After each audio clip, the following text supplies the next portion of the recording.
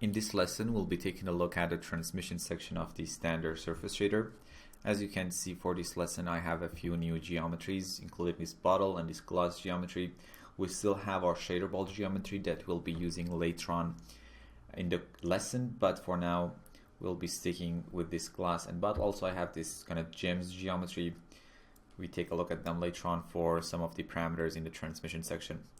So for now, let me change this perspective panel to a hypershade, and let's press tab and search for a standard surface. Select the bottle and the glass, assign the material to the selection, and let me hide my outliner. And we can drag a region, just simply shift and drag, or you can use this button here. Let me just select my standard surface shader and run the IPR. So if I come down to the transmission section, as you can see, if I just go ahead and increase the weight parameter here to actually enable transparency and transmissive qualities, let's see what we're going to get. Okay, so now as you can see, we have some refractive quality, but the first thing and the first issue that we have here is obviously we get these very kind of dark shadows, and this is because the objects have their opaque option enabled. So as I mentioned, we need to actually select our bottle geometry, come down to the Arnold tab and disable opaque for any transparent object that we have in the scene.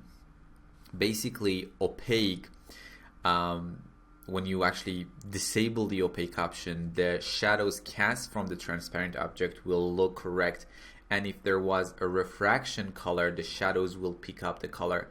To sum up, whenever you create a refractive object, disable the opaque option so it looks correct in your render. Okay,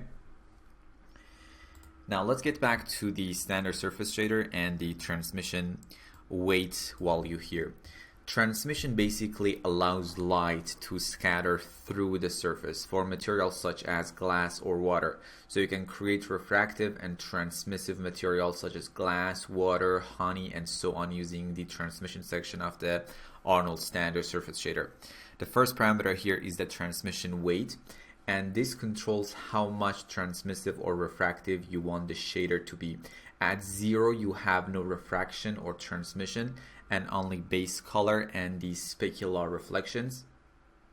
And as I increase the transmission weight, and because the standard surface shader is energy conserving, increasing the transmission weight will result in ignoring the base color weight gradually. So if I just, you can see, if I also take a look at my base color, you can see as we increase the transmission weight, if you take a look at the IPR, we introduce more and more transmissive qualities and ignoring more and more of the base or diffuse contribution of the shader.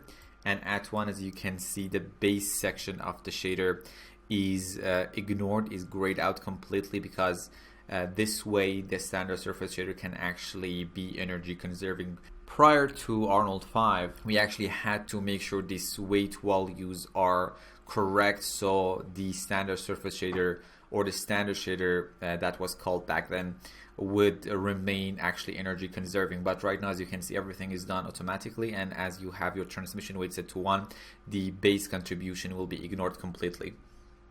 Okay, now as you can see, we have this kind of glass-like shader in our IPR. The next parameter that we have here is the transmission color, which controls the color of the light when it passes through a transmission shader. This color filters the refraction according to the distance traveled by the refracted ray. The longer the light rays travel inside a mesh, the more it is affected by the transmission color. Therefore, for example, a green glass gets a deeper green as rays travel through thicker parts. So let's use maybe a color like this, maybe less saturated here. Naturally, colored glass has different shade of a color based on its thickness. Thinner parts will be tinted lighter and thicker parts will have darker shade. of that color. In this case, you can see we get this kind of lighter tint of green for these thinner parts and a darker tint of that green or a more saturated tint for the thicker parts. Now, to control how exactly this transmission color affect your geometry, you have this depth parameter. And this depth value controls the depth into the volume at which the transmission color is realized. Increasing this volume makes the volume thinner, which means less absorption and scattering. So if we just go to something like 1, you clearly see how it works. You can see now we have this clear contrast between this thicker parts and the thinner areas here. Let's go to maybe something like 5.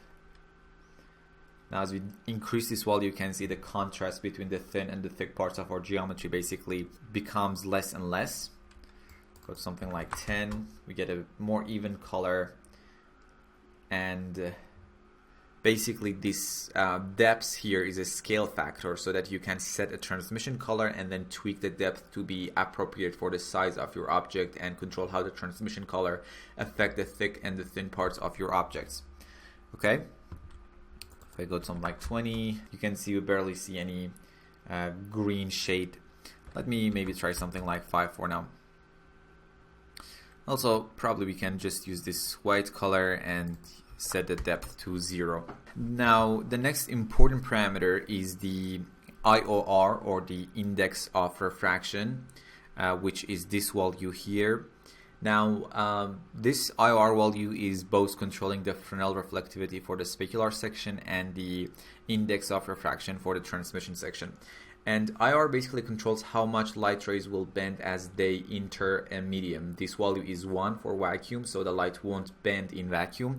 If I just set this to 1, and probably to see it better, I'm gonna use a roughness value of 0.5 here. So as you can see how the image behind these glass objects or these transmissive objects are distorted, and this distortion will be controlled using IOR. So if I go to something like 1 or vacuum, you can see the image behind these transmissive objects are not distorted at all. If I go to something like 1.33, which is the IOR for water, as you can see we get this distorted image behind our bottle and our glass. As I mentioned, you can use some presets here. So for example, for ice, for something like water here, or 1.52 for most household glasses. Now as you can see, the image becomes more distorted as you increase the IOR value. You can find the IOR value for different materials on the internet if you wanted to. So that's the IOR. And the next thing I want to talk about is the roughness and how you control the roughness of your transmissive objects. Obviously, as you can see, we don't have any specific roughness parameter in the transmission section. The roughness will basically be controlled with the specular roughness, because in real world a transmissive object will have the same roughness as its specular contribution. So you can use the specular roughness parameter here to control the specular reflection roughness and the transmission roughness. So if I increase the roughness to, let's say, something like 0.3, as you can see from the IPR, we get both a rough specular reflection and a rough transmission. Now, if I wanted to basically have a separate control over my transmission roughness, for example, if I want to have, let's say, a very sharp specular reflection but a very rough transmission contribution, I can simply use this extra roughness parameter in the transmission section of the standard surface shader. So if I go to something like 0.3 while the roughness of my specular section is 0.05, let's see what's going to happen. So as you can see now, we have a shader with very rough transmission contribution and very sharp specular reflections. In this case, let me set the extra roughness to 0.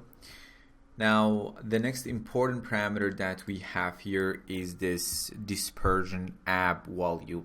Now, to take a look at this parameter a bit better, let me just stop the IPR for now, hide the glass and the bottle geometries, and unhide this gem here. And let's see. Perfect. And this is the geometries that we have. As you can see, here they are.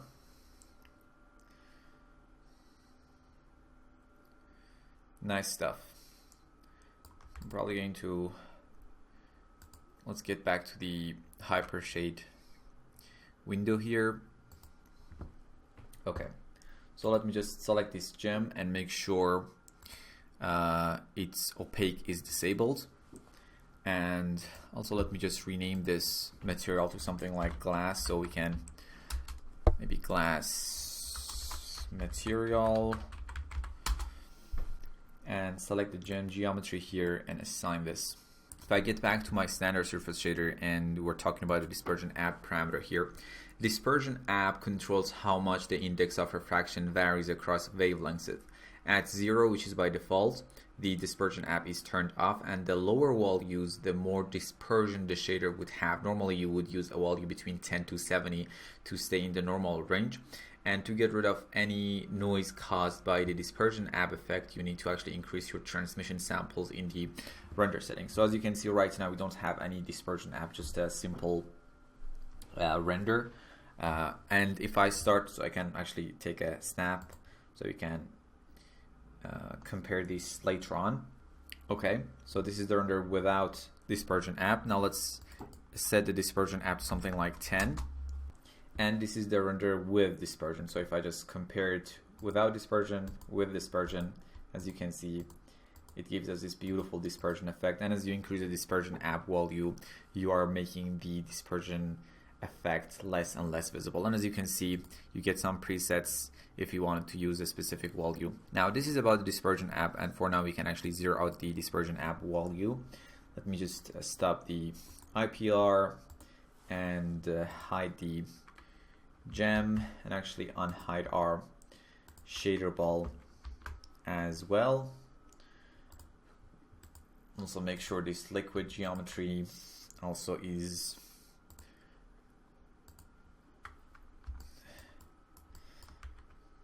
so these two. Okay, great. Now they are visible. Let's get back to the Hypershade panel here and select our shader ball geometries and assign the glass material that we have to take a look at some of the other parameters at the transmission section. As you can see, we have these two parameters that we have, scatter and anisotropy. If I just run the IPR here, scatter allows you to simulate subsurface scattering for refractive objects and can be used to create shaders for high viscous liquids like honey, caramel, chocolate, or surfaces like ice or a polyethylene glass. So if I use a scatter color other than white and actually increase the depth value a bit to see the effect, let's go to probably something like 2. You can immediately see the effect. Just let's wait for the IPR to give us a cleaner render. And probably I'm just going to increase the roughness a bit to make the effect a bit more relatable.